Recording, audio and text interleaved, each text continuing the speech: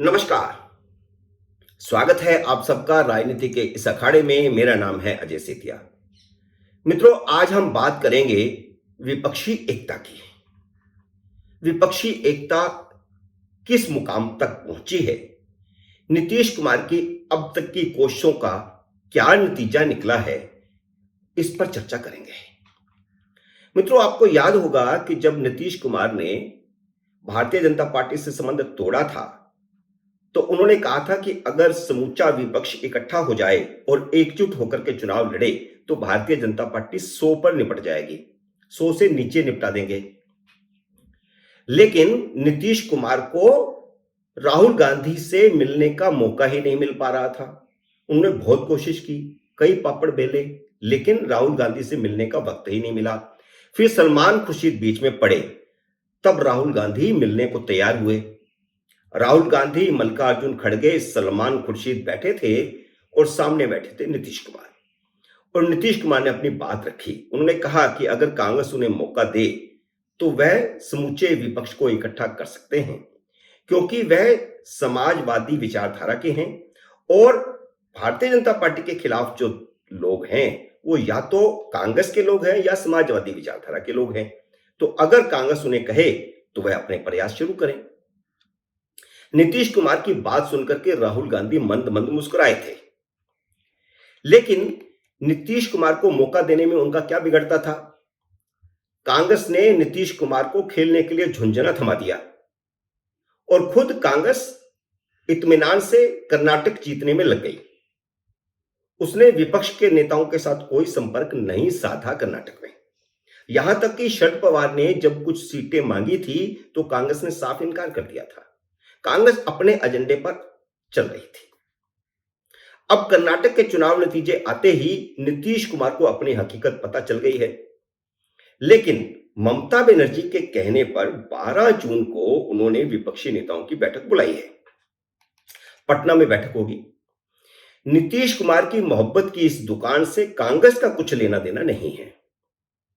कांग्रेस ने यूपीए को मजबूत करने की अपनी अलग मोहब्बत की दुकान शुरू कर दी है। इसका सीधा सा संकेत राहुल गांधी के सैन फ्रांसिस्को में दिए गए भाषण से दिखाई दे रहा है। उन्होंने अपने भाषण में 4 समुदायों को संबोधित किया। 4 भी नहीं, बल्कि एक तो बीच में रेफरेंस में आ गया, तो 3 समुदायों को संबोधित किया। और ये 3 समुदाय हैं मुस्लिम, दलित और आदिवासी। और चौथा समुदाय जिसका मैंने जिक्र किया वह सिख थे, क्योंकि श्रोताओं में मुसलमानों के अलावा सिख भी बड़ी तादाद में मौजूद थे। वे सिख किस तरह के थे वह अलग बात है, क्योंकि 1984 के बाद सच्चा सिख कांग्रेस के साथ खड़ा नहीं होता। कहने का मतलब यह है कि राहुल गांधी विदेश से भी भारत के उस कोर वोटर को संबोधित कर रहे थे जिसके समर्थन से कांग्रेस कर्नाटक में सत्ता तक पहुंची है और जिसके भरोसे वह 2024 का लोकसभा चुनाव जीत सकती है।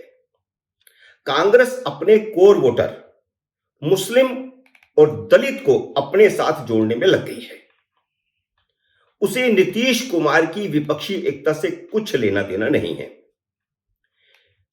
कांग्रेस को नीतीश कुमार की 12 जून की मीटिंग से भी कुछ लेना देना नहीं है। वह सफल होती है या विफल होती है, ना तो कांग्रेस ने वह मीटिंग बुलाई है, ना कांग्रेस के कहने पर नीतीश कुमार ने यह मीटिंग बुलाई है। वैसे इस मीटिंग के फेल होने के पूरे आसार हैं। इसलिए इस मीटिंग में राहुल गांधी तो जाएंगे नहीं।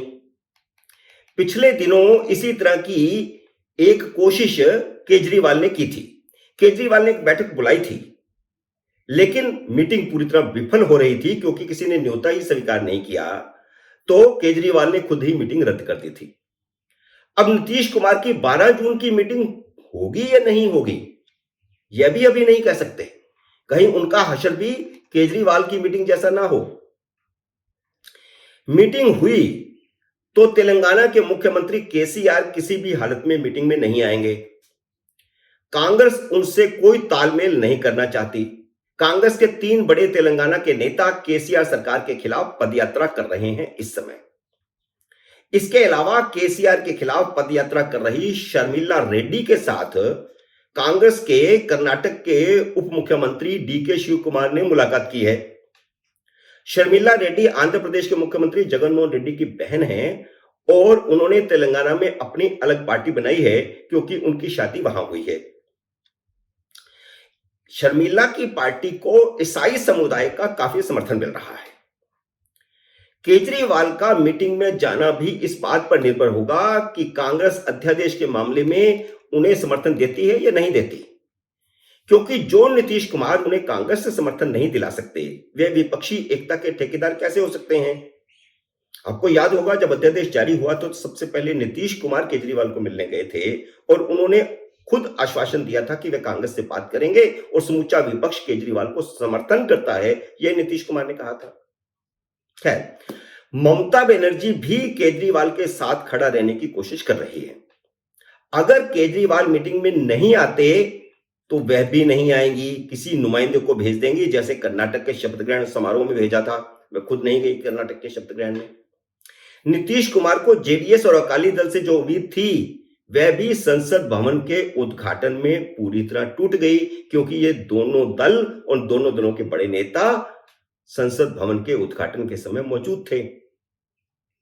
अखिलेश यादव भी ना नुक्कर ही कर रहे हैं, वह भी कोई वादा नहीं कर रहे कि वे बैठक में आएंगे। जगनमोहन रेड्डी और नवीन पटनायक पहले ही नीतीश कुमार को कोरा जवाब दे चुके हैं। चंद्रबाबू नायडू भी तब तक विपक्षी खेमे में नहीं जाएंगे जब तक उन्हें एनडीए से कोरा जवाब नहीं मिल जाता। वह एनडीए में शामिल होने की कोशिश कर रहे हैं। पहले भी एनडीए में थे। 2014 में एनडीए के कारण ही, यानी भारतीय जनता पार्टी के कारण ही वह सत्ता में आए थे। बाद में उन्होंने संबंध तोड़ा एनडीए से और सत्ता से बाहर हो गए। तो बचा कौन? बचे सारे यूपीए के दल जो पहले से ही कांग्रेस के साथ हैं। तो नीतीश कुमार ने क्या हासिल किया?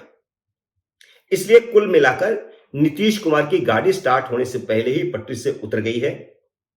अलबत्ता वह फंस गए हैं खुद कि अगर केसीआर, केजरीवाल, ममता और शरद पवार भी हिल रहे हैं, अगर इनका तीसरा मोर्चा बनता है तो वह किधर जाएंगे? तीसरे मोर्चे में या राहुल गांधी के नेतृत्व वाले यूपीए में?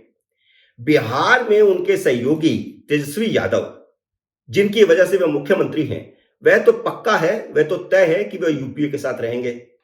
तो नीतीश के पास कौन सा चारा बचा? नीतीश कुमार दो नावों पर तो सवार हो नहीं सकते। इसलिए 6 महीने पहले जो नीतीश कुमार प्रधानमंत्री बनने का ख्वाब देख रहे थे, अब वह तेजस्वी यादव का पिछलग्गू बने रहने पर मजबूर होंगे।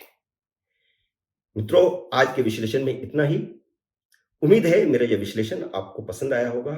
मेरे इस वीडियो को लाइक और शेयर कीजिए, और अगर आपने अभी तक मेरे YouTube चैनल को सब्सक्राइब नहीं किया तो कृपया सब्सक्राइब करके अपना आशीर्वाद दीजिए। जल्द ही मिलते हैं नए वीडियो में नए विषय के साथ। तब तक नमस्कार।